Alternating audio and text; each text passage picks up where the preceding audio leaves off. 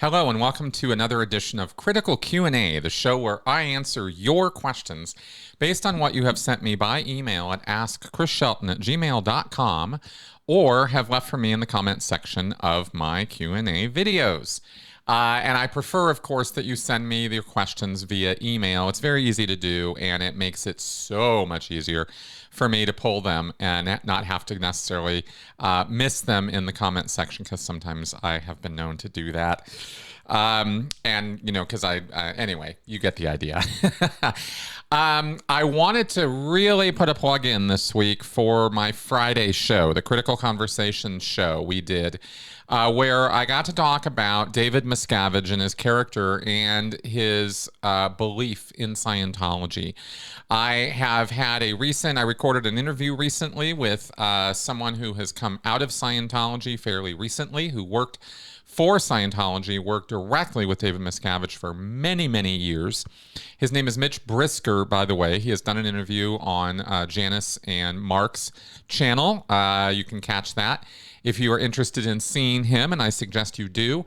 I will have an interview coming out with him in a couple of weeks, which you will also see. And he has been a very interesting source of information and new data for me that has helped clarify some points that I have been talking about for many years and answered questions on this very show about Scientology based on my suppositions about David Miscavige and whether he really believes in Scientology or not. Is he a con man or is he a religious fanatic?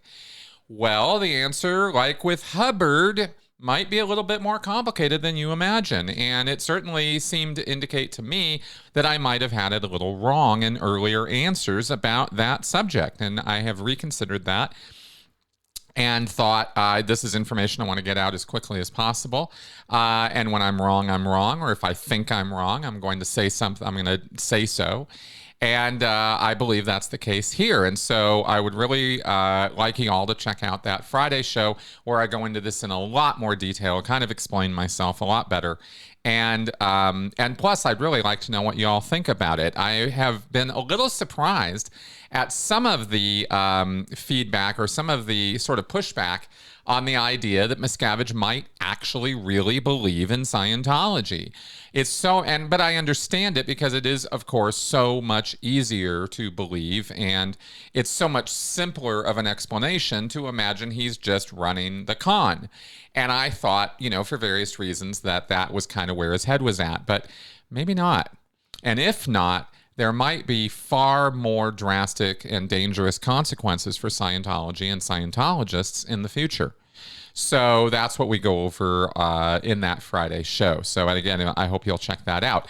Also, I got to put a plug in for the podcast. My Sensibly Speaking podcast is something I really, really want you all to watch every week, because every single thing I'm doing on that podcast is related in some fashion or another to cults and cultic belief and extremism and coercive control.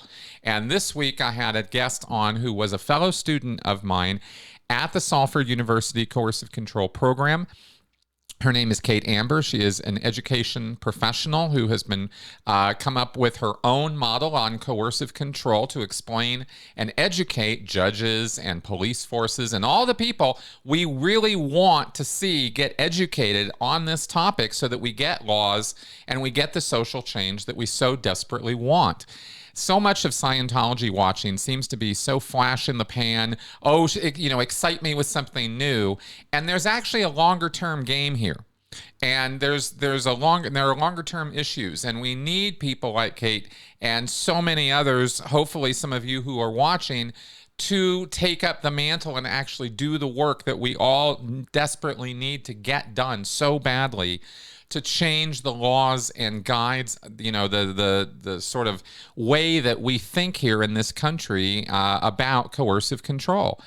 And that's the kind of thing that's going to really make a difference with groups like Scientology in the long run. And I think that's what we all want. So I want to put a plug in again for that podcast.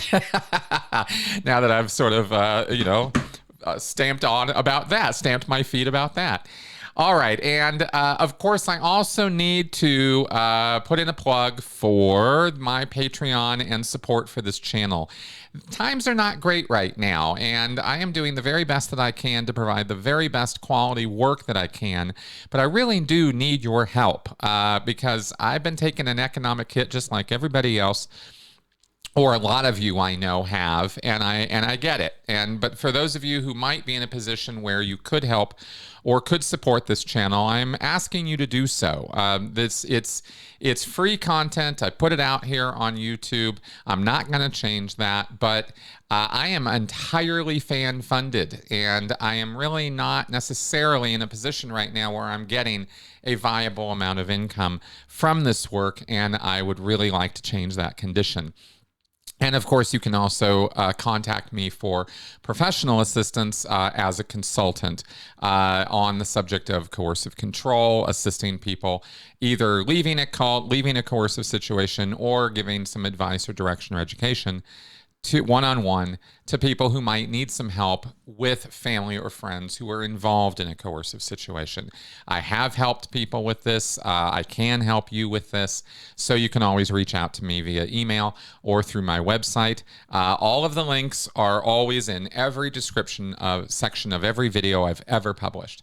So that all being said, thank you very much for listening to all of my plugs here. Now let's get on with the question answering. Maeve Kaplan. Question regarding Grant Cardone. He is allegedly a scammer / swindler, very rich and very ostentatious. Why would such an arrogant man part with any money to benefit the IAS? An ego that big would say, fuck charity. Not that Scientology is an actual charity. Recordings from auditing? Is it a tax thing? Thank you for this question. Yes, Grant Cardone is a very arrogant man. He's a very conceited guy, and yet he's also a fully realized human being. And we have to remember, kind of like the talk that I gave on Friday, where I mentioned Tom Cruise or David Miscavige, and we have this, individuals who are complicated, because we all are complicated. If we're going to be honest, right? We can fit or slot people into boxes or caricatures or reduce them down to simple words to understand basically who they are. But let's not fool ourselves that we're actually really understanding who they really are. Grant Cardone is an arrogant, conceited prick. That is absolutely true. It comes across so clearly in every single interview or thing that he does. He just comes, and I've met him in person in Scientology, and that is who that guy is. But he's got a wife, he's got kids, he has people, he has friends in his life. He has a true belief in Scientology. He really believes it. He's not in on the con, not that con. He's being conned by Scientology while he is conning other people with his real estate nonsense. And all the exposure that's been done of Grant Cardone over the years hasn't really hurt him much. I mean, he is now, I saw him on my news feed last week appearing on CNN as this touted, millionaire, successful man who we should listen to.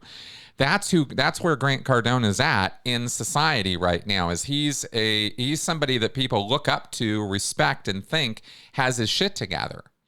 And he thinks that that's because of Scientology, that Scientology itself, the techniques of it and the going OT and all of that is absolutely fundamental to his success. Tom Cruise thinks the same thing. Both of these guys are completely in the Scientology mindset. So that's why they give back to the church. They don't have to be blackmailed into that. That would never work. They would call that out. I mean, these are very public figures. I'm talking about Tom Cruise as well as Grant Cardone here, or any of these grifter types. These are people who do have belief. They're not all just simpleton people who are just running a con and that's all their life is about.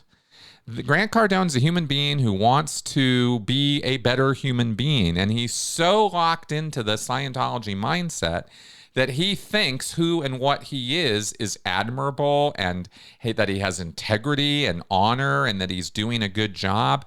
Like, this is the kind of nonsense these guys feed themselves. Because who wants to think of themselves as the bad guy? Very few people. Very few people. So he sees himself as the good guy, and he sees Scientology as this organization that is changing the planet, that is saving the world, and he needs to feed that machine in order to continue his own success. That's how I see it, at least based on all the information I've gathered about Grant Cardone over the years. So, and again, from my own personal interactions with him as well, when I was in Scientology. So, so that's, it's not a tax thing. It's not a blackmail thing. It's just a true believer being a true believer. And if, and we use that expression, by the way, true believer. This is actually a book that you all might want to check out sometime, because it's really, really good. It's written by a man named Eric Hoffer. And it was one of the first books that I read coming out of Scientology about the nature of belief. And it didn't have anything to do with religion. It was written actually around, I believe, the years and years ago, about communism and how that was sort of encroaching on people's minds in the United States. And whether you think communism is a great economic system or not, I think we can all agree that governments who have embraced communism, namely the Chinese government and the Russian USSR governments, have made a complete hash out of it and used it in an authoritarian way to control people. And that's what Eric Hoffer is writing about in The True Believer. So just going to put a quick plug in for that book. It doesn't gain me anything to do that, but that's where that whole kind of concept comes from. And it's it might be worth your time to check that book out. So there you go. The Paw Mom. I was listening/watching one of your latest critical Q&As. You were flipping through one of the workbooks, is that what they are called? And you said it brings back some memories. I was wondering if you deal with PTSD from your time in Scientology. I can't imagine the process that would be required to recover, fully or in part, from this time of your life. Thank you very much for this question. And this is something I definitely enjoy talking about, because my entire channel has been a sort of video log of my recovery from Scientology. I am a very different person from who I was 10 years ago when I first got out. And you can actually see that change over time on my channel, which is kind of cool. If it has no other use or purpose, if this in history, if I leave no other legacy, then here's what a recovery looks like, maybe that might all by itself serve in some fashion. I have spent a great deal of time educating myself or being educated, getting therapy, doing work, interviewing psychologists and sociologists and neuroscientists on this channel in order to progress out of that Scientology mindset, and in the process deal with my own CPTSD. It's called complex PTSD because it is not a one incident thing. I didn't have a traumatic battle or combat situation or abusive situation. I had a whole string of them, a long lifetime of them. And through that process, there's this thing called complex PTSD. And that was, that's kind of one of the things that I've dealt with over the years. I have dealt with it first through education. I am a tremendous believer in the power and catharsis that education brings. In other words, understanding what happened to you is a really big deal for me. And it's something I highly push, or I highly recommend. Because that doesn't just deal with what happened to you. It sets you up so that it doesn't happen again.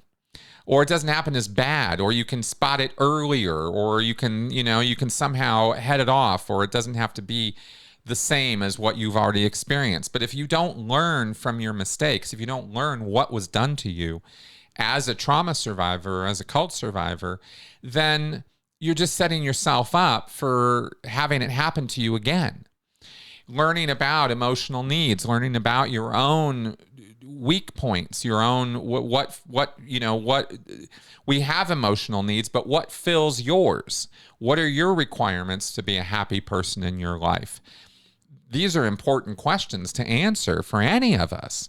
And that's part of what I've been trying to, sort of preach about all these years in doing this work. So yeah, I have been dealing with, PTSD. And the symptoms of it have declined over the years. I hardly ever now have nightmares about Scientology. I don't have flashbacks or weird emotional responses to things like I used to. I don't have anger management issues the same way I used to. I still would say that I'm not a perfect human being by any stretch, and I certainly have, my mistakes that I make, on an almost daily basis with things. But I am doing a lot better, and I'm in a better place now than I was 10 years ago by a long shot. And it's been due to all the things I'm talking about here. So, therapy has been great. We've addressed a number of things that I've discussed here. And just talking with other people who have gotten people out of cults and their experiences with it, and talking to other ex-Scientologists and their experiences with their own recovery and what's worked for you and how have you dealt with this. And, that kind of sharing and sort of support, you could say, has also been incredibly helpful, been very healing for me. It's an ongoing process. I think I've said in the past that I have recovered, like with an ED on it, not recovering. And I believe that in terms of Scientology's biggest problems that it gave me, biggest pieces of false information that it laid on me, and the many, many, many of the landmines that it sort of installs in your mind that go off, like, oh, I'm sick, I must be PTS. Oh, he's being critical, he must have overts. These sort of things. This guy's just an SP. These kind of thought-stopping cliches that Scientology fills you with. I feel I've sort of emptied that vat of nonsense out of my mind now. I don't think that way anymore. It's not the first thought anymore that if somebody's sick, they must be PTS. And it took a surprisingly long time for stuff like that to get out of my head. It's always kind of been this ongoing work in progress, and I've offered many, many, many updates over the years as to how that progress has gone. So that's what I can say about that. It's a difficult thing to do, getting yourself deprogrammed, you could say, or reacclimated to the big wide world, getting unculturated from the Scientology cult mindset into the real world mindset is it's kind of, like I said, it's kind of like an ongoing process, but one that I feel I've made significant strides in over the years. All right, there you go. Logamug. Aside from having to clean windows with old newspapers, were there other odd practices wholly unrelated to Scientology or its organization, which nevertheless had to be followed due to it being ordered or endorsed by Hubbard at some stage?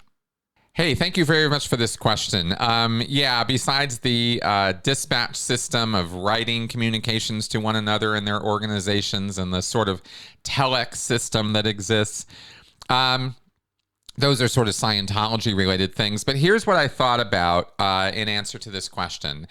Car washing. There's a whole policy on how to wash cars.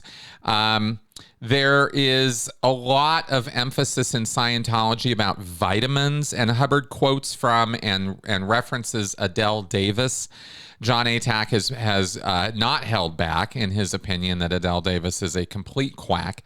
And most vitamin therapy and most vitamin recommendations and supplement therapy and all of that are complete balderdash. I'm sorry if some of y'all believe that vitamins and supplements are absolutely necessary to your life, but they're not.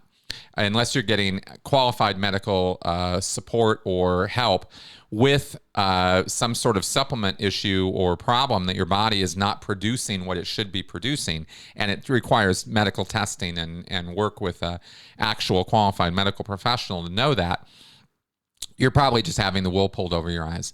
You know, this supplement and vitamin industry is a complete scam, and it was the basis of the very first multi-level marketing scheme all the way back in the 1920s.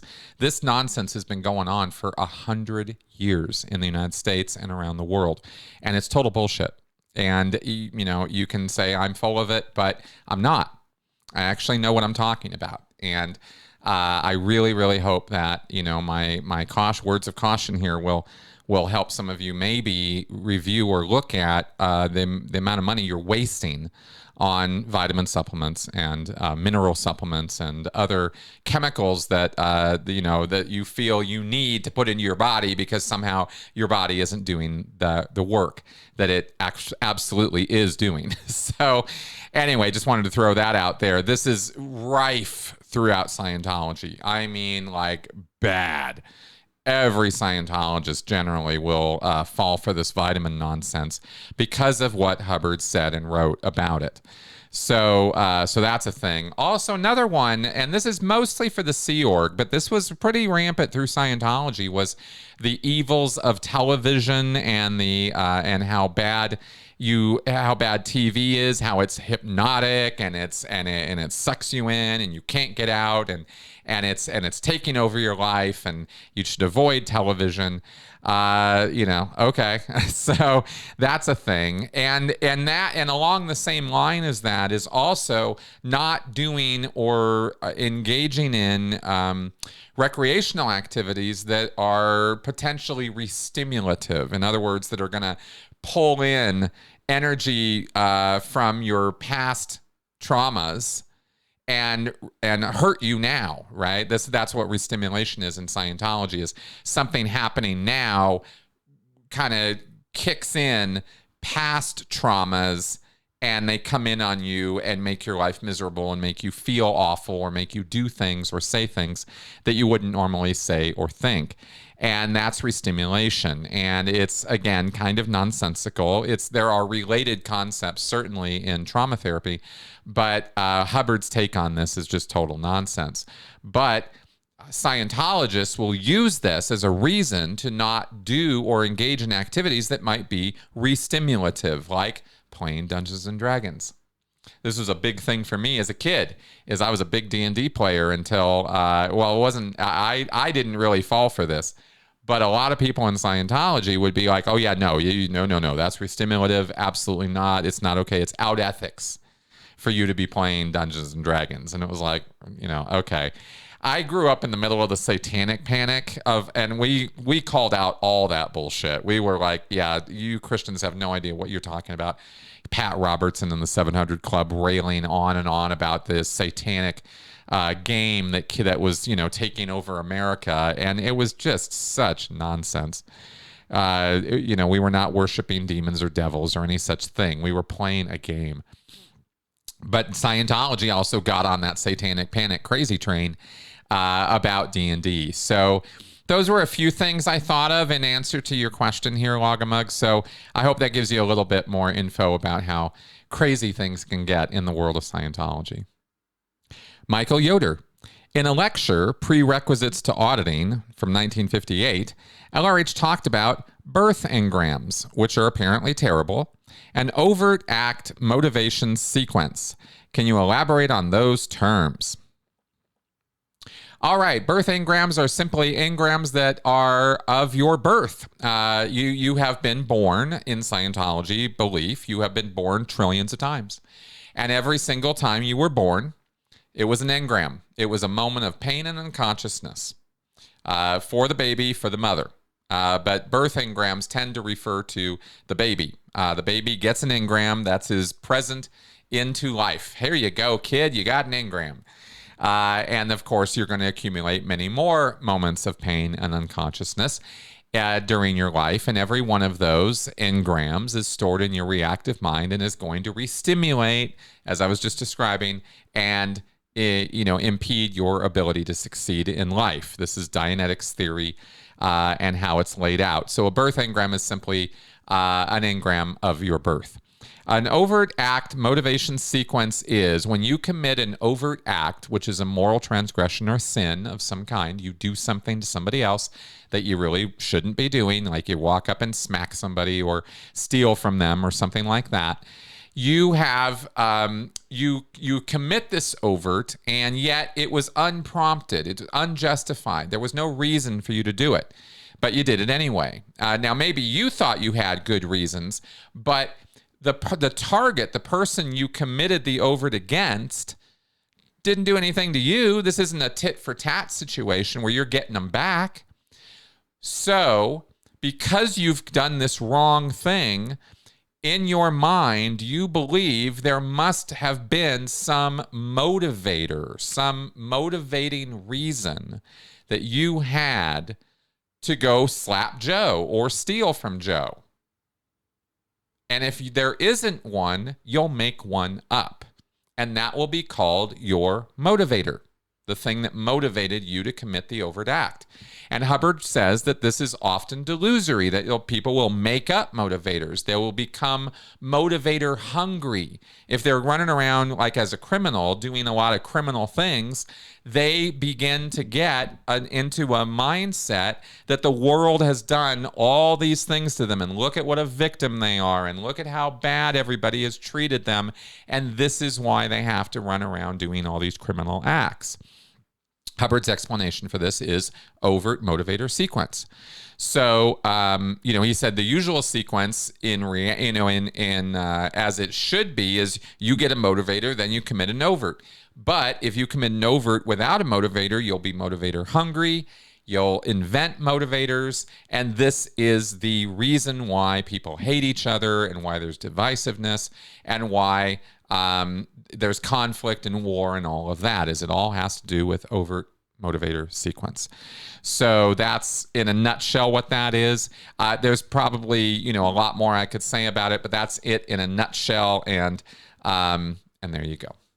Ron Fleming.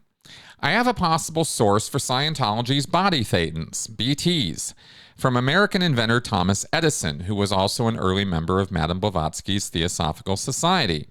Usually people trace the exorcising of BTs to the occult practice of exorcising demons. However, given that Hubbard was well-read, embraced pseudoscientific ideas, and liked electrical gadgets, I think there may be an even closer inspiration where Thomas Edison wrote of swarms of highly charged and infinitesimally small entities of extraterrestrial origin which inhabit one's cells. Edison said, "No one understands that man is not a unit of life. The unit of life is composed of swarms of billions of highly charged entities which live in the cells.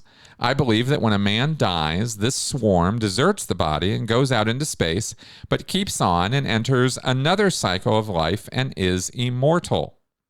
20 years later, he wrote, "I cannot believe for a moment that life in the first instance originated on this insignificant little ball, which we call the Earth.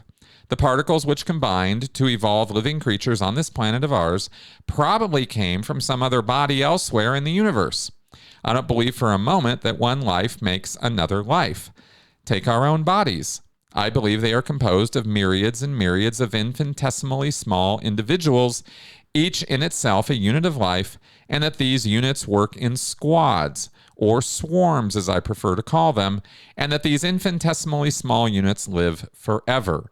When we die, these swarms of units, like a swarm of bees, so to speak, betake themselves elsewhere and go on functioning in some other form or environment." This sure sounds a lot like BTs to me. Given that Edison, the inventor of the light bulb, dealt with electricity, it might explain why in Hubbard's final days he wanted to use electricity in a last desperate attempt to exorcise his own BTs. What do you think? I think that's fascinating. I think Edison's quotes there, if those are legit quotes, because I didn't fact check this question, I'm just answering it. I think that's absolutely fascinating. I think you make a very good argument that Hubbard very well could have been influenced by Thomas Edison's writings. Now, the only thing in your entire question that I'll push back on is that Hubbard was not actually well read.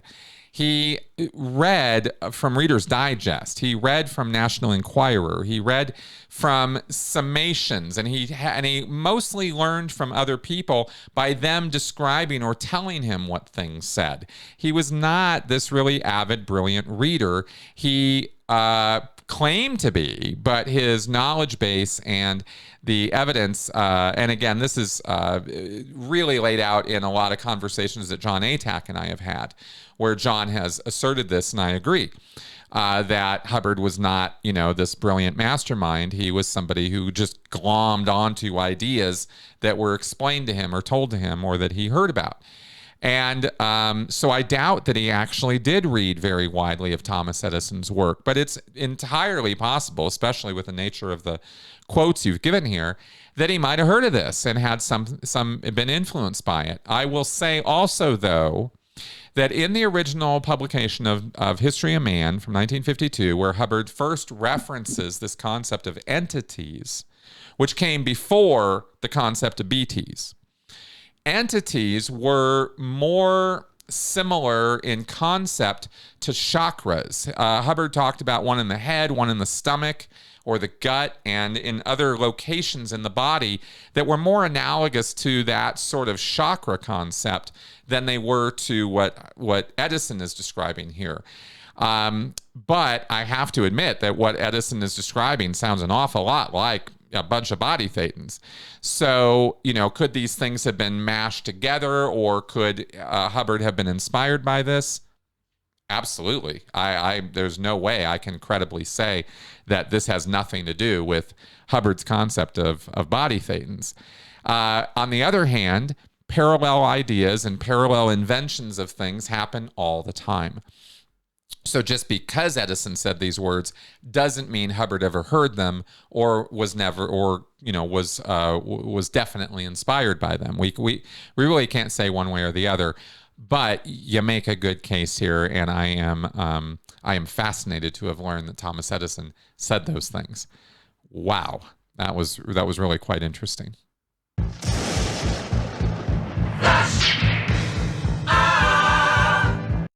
Okay, let's do flash answers this week. 356 Porwa. Hey, Chris, do you know if there's any evidence of Ron being injured from doing the OT3 research as he claimed? I think he mentioned in Ron's Journal 67 that he broke both his arm and his back, or did he just make all that up too?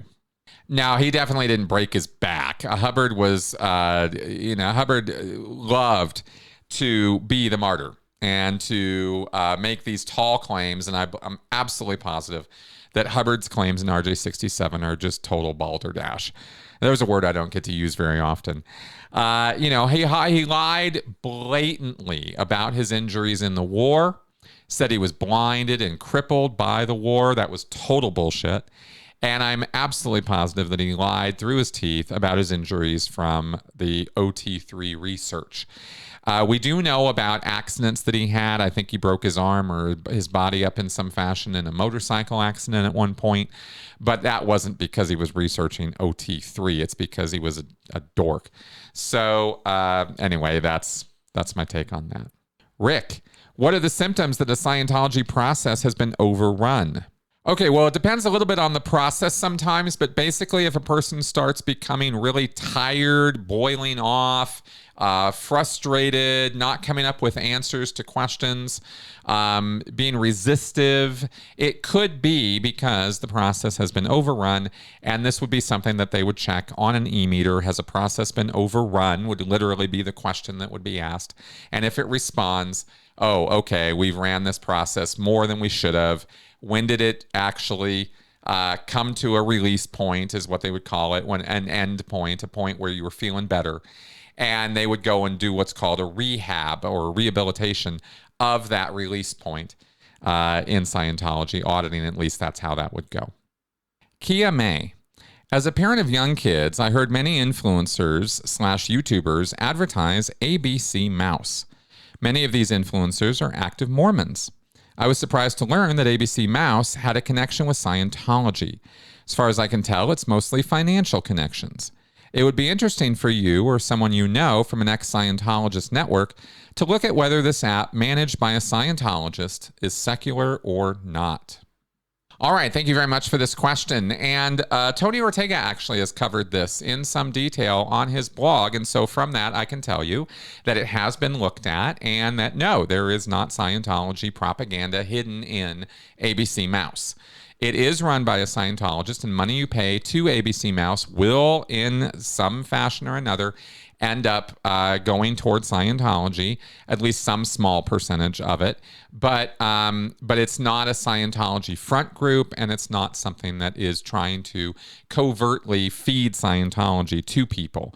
It just so happens that it's a business that is run by a Scientologist. So that's what I know about it, and you can look that up. Google is your friend.